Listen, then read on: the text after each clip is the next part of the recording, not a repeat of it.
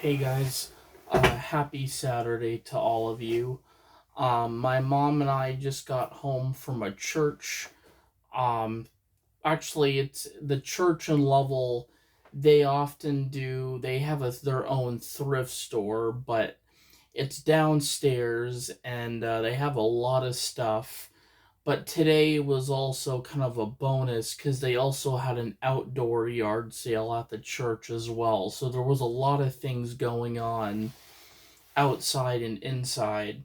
Um, but I wanted to show you all what I purchased. Now, this is I will say so basically what I'll be showing you all cost $3 for everything. The thrift store, it was three items or filling up a bag for $1. And then if you were to go outside, they also did kind of a similar thing. So I will get started. I think what I'll start with is the movies. I did get a couple movies. I'm gonna start with a movie. So I don't watch many Disney movies. There is an original Disney movie. Like I was never super into like what is it, Big Time Rush, High School Musical, but right around that era, there was a movie I watched many times over again when it would air on the Disney Channel, but it's called Wendy Wu Homecoming Warrior. It stars Brenda Song, but um what happens is that she's she has an Asian family in the movie. Um and she wants so basically her goal in the movie is to win the crown of the homecoming queen. But the arrival of a young Chinese monk named Shen flips her whole world upside down. As if juggling homework, a haughty boyfriend. So her boyfriend in the movie was named Austin, I think. Because Austin, um, but the thing is, the fierce competition was really getting her into, or Shun training her to defeat some bad guys. And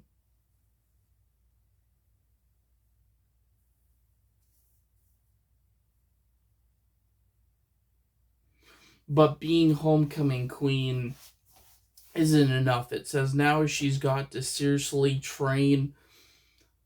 It's kind of like Karate Kid in a way, like Sean kind of like guides her. She trains her mind, body, and spirit in all things kung fu. Will Wendy discover her own inner warrior and learn what's really important in life? It's not all about shopping. But those of you that know Brenda's song, she was in the Sweet Life of Zack and Cody.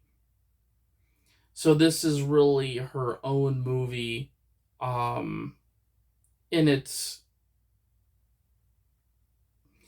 a great movie and it's a Disney original, but it was one of my favorite movies growing up. It's the only original Disney movie I'll ever watch cuz it's extremely good.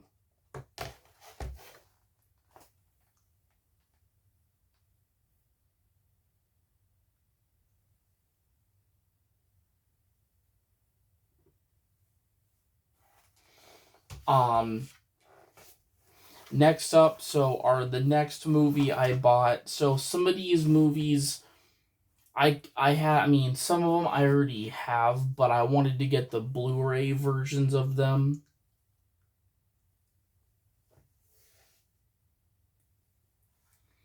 Um But the next movie I have to put in my collection, so I have the first two Hobbit movies, and they had the second one there, Battle of the Five, or not second, the last Hobbit movie there, Battle of the Five Armies, which is making it the third movie and the last movie in the Hobbit trilogy. So,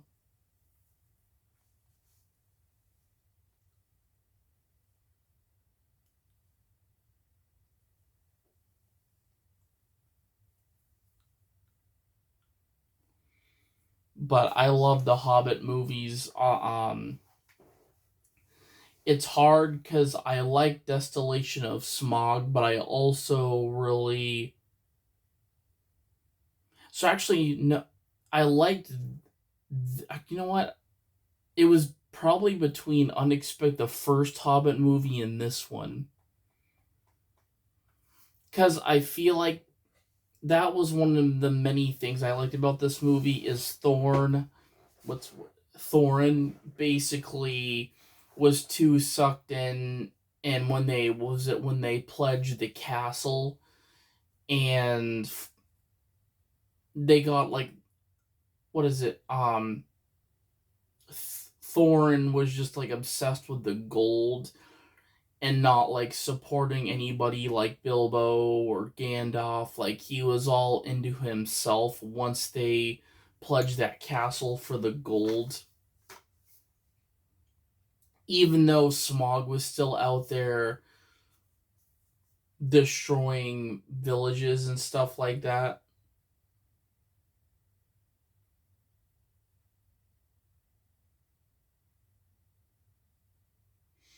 But Sauron, the Dark Lord, sent forth of orcs to attack the Lonely Mountain.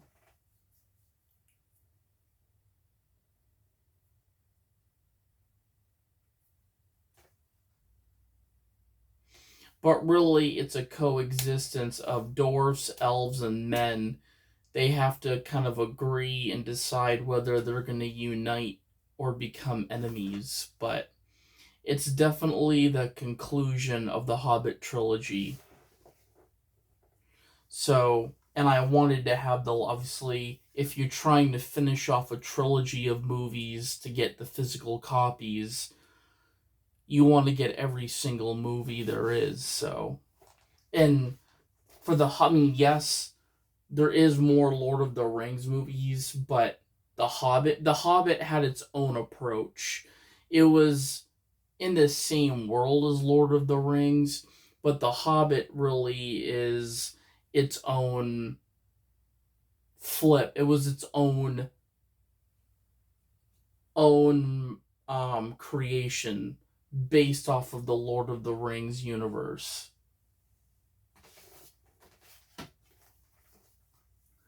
Moving on to the Marvel films I picked up. We have the first Thor movie. Um, Great movie, I would say. Yeah, I mean, and of course we had to get the sequel, The Dark World, which is when Natalie Portman enters. This is the first movie she's in before her time as female Thor. As But Thor: The Dark World was the movie when Thor and Loki, actually Thor had fought Malekith, the Dark Elf.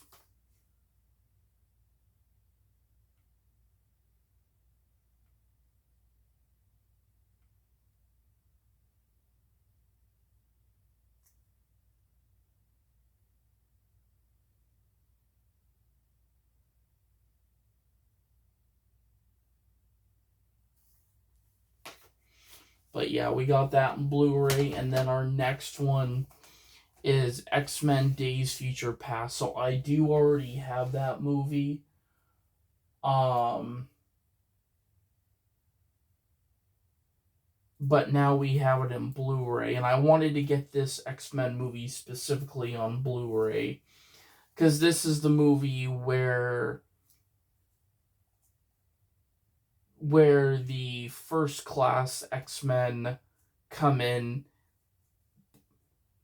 also really combining universes between the original X-Men and the new X-Men.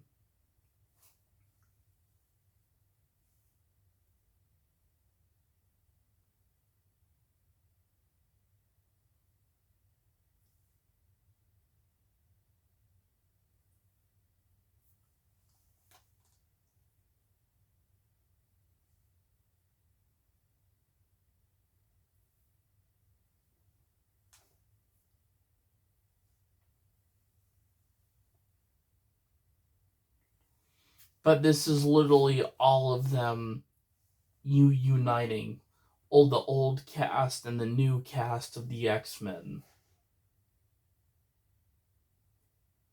They're assembling, I should say. It's a great movie. This is one of my favorite X-Men movies, so I wanted to get it in Blu-ray.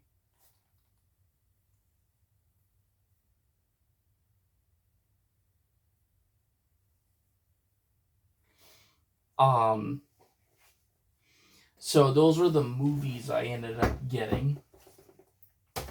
And then we got a couple books. One of them is called Memoirs of a Monster Hunter. Definitely cryptid related. The author is Nick Redfern, but he specializes in unsolved mysteries, including monsters, alien abductions, and government conspiracies. He writes regularly for the Daily Express newspaper, 14 Times, Fate, and UFO magazine. His previous books include 30 Men, Seeking Monsters, Strange Secrets, and Cosmic Crashes. Um, but he talks about so proves the answer is a resounding yes. He is a paranormal investigator. Nick Redfern chronicles his surreal road trip through the United States and beyond in search of all things monstrous. Seeing him dodgily pursue a menagerie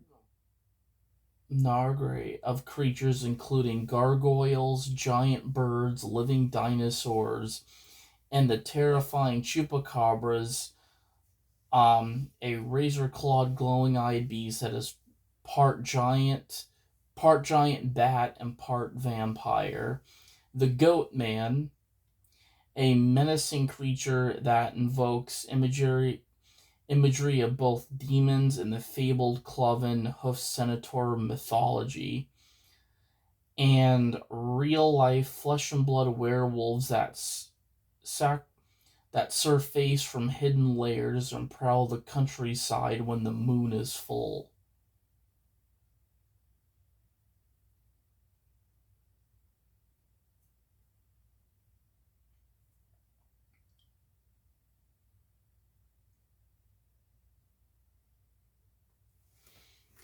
So definitely a cryptid fanat. I mean, I'll be reading this probably very soon.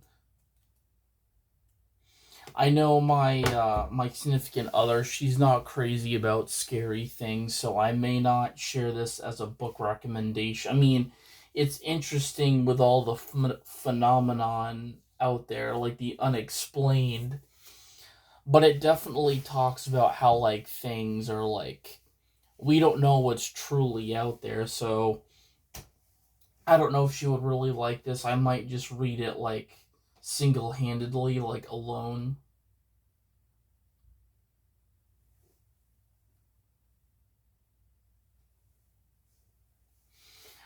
And then I got this book. It's very interesting, and really the plot was interesting.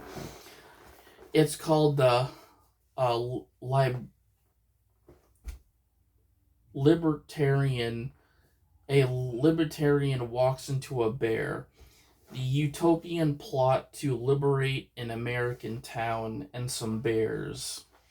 But it says it's simultaneously hilarious, poignant, and deeply unsettling.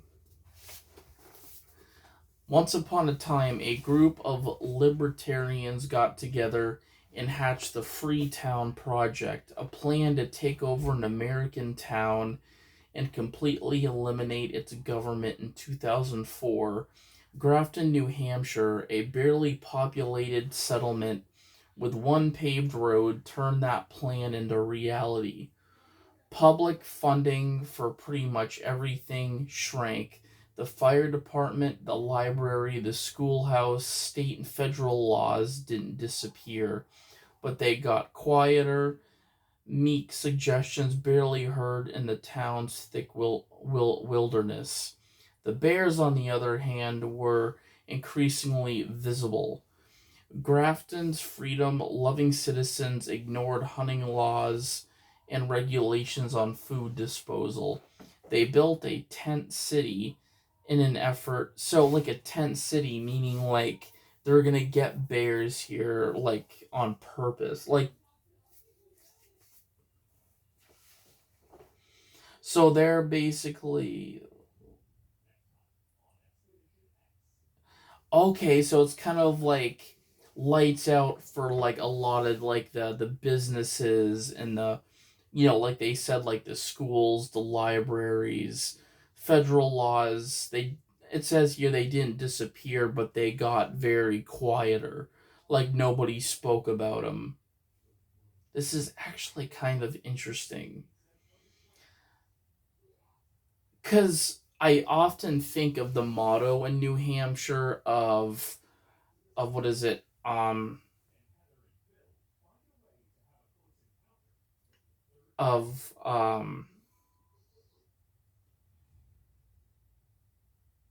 what is it, live to survive, or live or die, or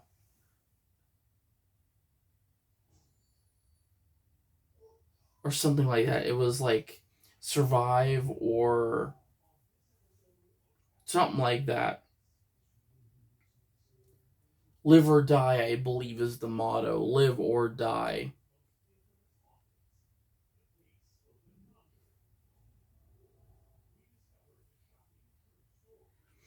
But the bear, it says, but that's very like live. Oh no, it's live free or die. That's right.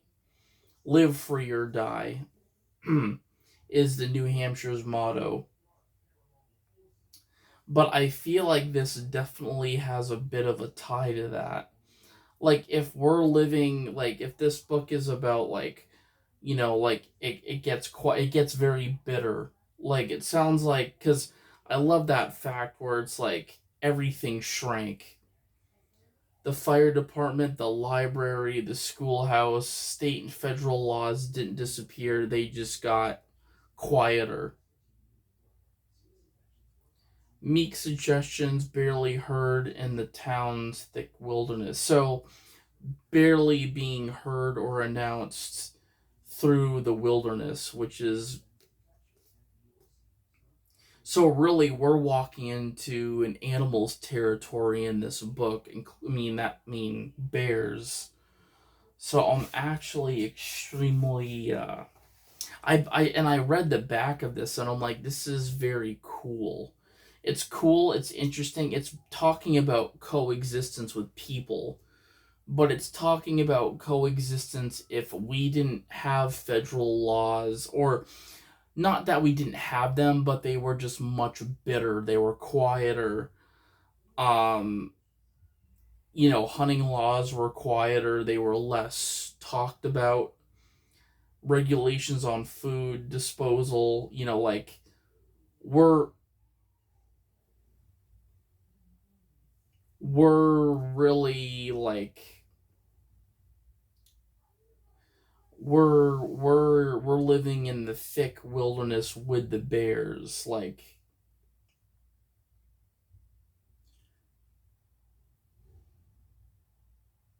so it's kind of like the bears being like Thanos in a way, like they're kind of taking over, like they're snapping their own fingers.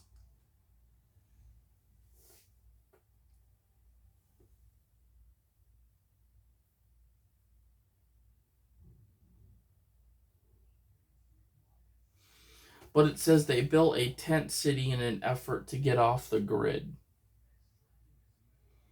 meaning that people.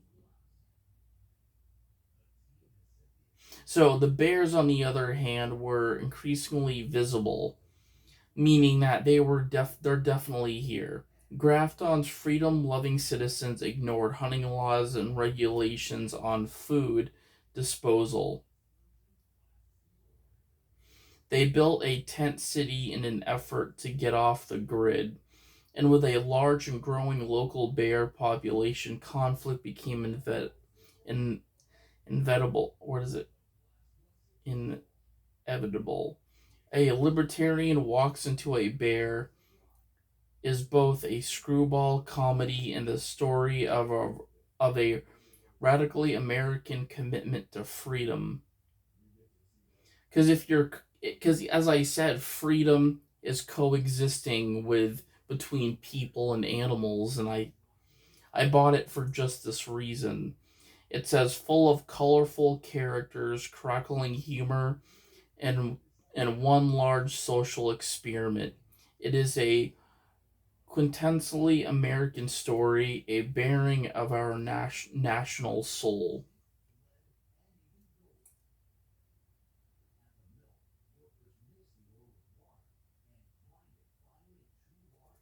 But the author that wrote this book, he lives in Vermont.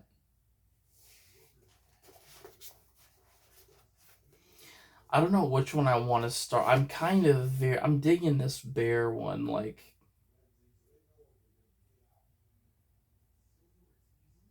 yeah, I think I'm gonna start with this one. I mean, because we're pretty much like at a we're I mean, the Torah quest we're pretty much good with. I mean, we haven't read all of it, but like we worked a lot on that book. Um, so I'm very much looking forward to this bear book. So we'll probably read that tonight or this evening. But the other things I have to show off. I got some figures here. We'll start in loving memory of what's his name, Jason Lee. Um, the guy that played Tommy Oliver. In Mighty Morphin, um, Turbo, Dino Thunder as the Black Ranger, but Jason, I think Jason also, yeah, he passed away. But my favorite Ranger he played over the years was definitely the White Ranger in Mighty Morphin, the White Tiger Ranger, which we got a figure associated with him by Bandai, but he will be forever missed and rest in peace.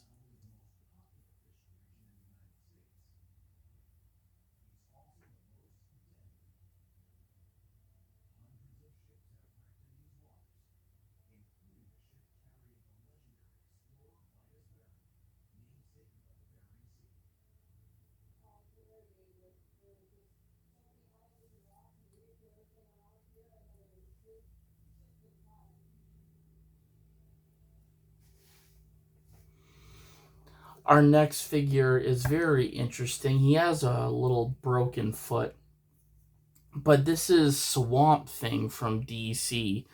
Now, this is interesting. He's definitely. I'm gonna look up the year of each figure, but this Swamp Thing figure says the year right here is a not from 1990.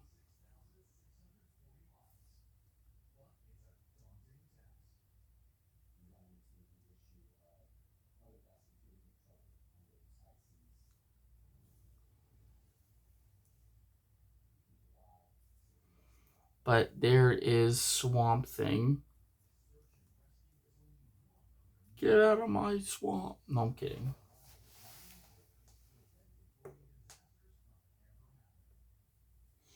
Our next figure, he's more of like a bendable figure, so he doesn't really, I mean, you can bend him however you want, but it is a character from the Tarzan movie. But this is a figure, let's see,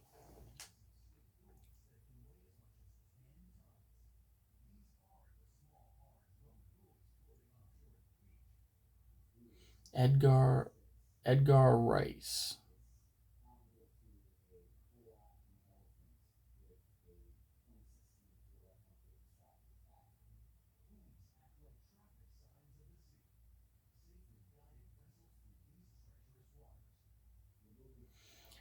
So this figure came out in 1995. Um, but he looks like Killmonger from Black Panther, or even like T'Challa from Black. We could use this guy as like a Wakandan character. I think he'd be like ideal if we can just kind of like. And he almost looks like Bronze Tiger as well. Have him like, yeah, yeah, yeah.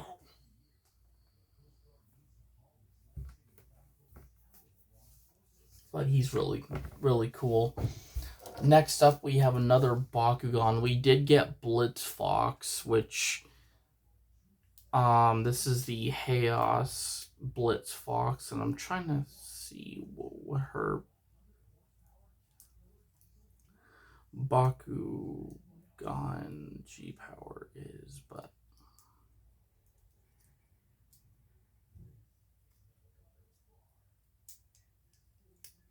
she does close well, and she stays closed, so her arms go back like that, and then she can close up. Boom. And she's metal. She's one of the metal ones, which I really like. And then our next figures we got are Gormiti characters. Gormiti is a toy line, but also back in the day, it was one of my favorite TV shows. But they made this like really expanded figure line of these middle mini figures. I feel like back in the day they were better than what they are now. But this is from the volcanic tribe, but this guy is cool. I can't remember if the number is associated. I think it associates with the number on each clan, because this guy is from the fire or lava clan. And he's got like these like axe weapons as like a, on his shoulders. This guy's really, he was one of my favorite characters.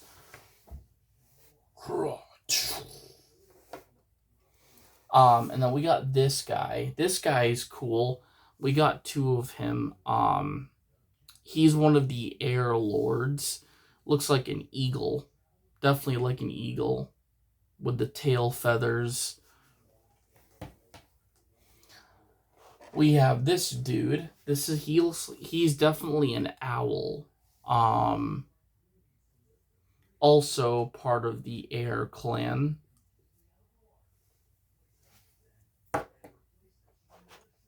And then we got this guy.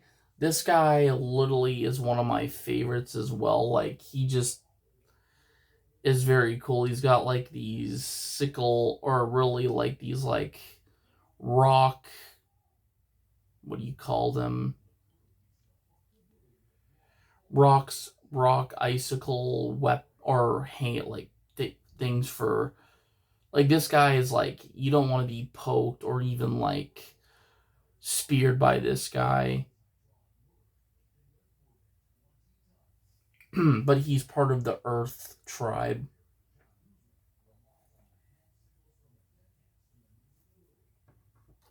But anyways, guys, thank you all for watching, and have a great day.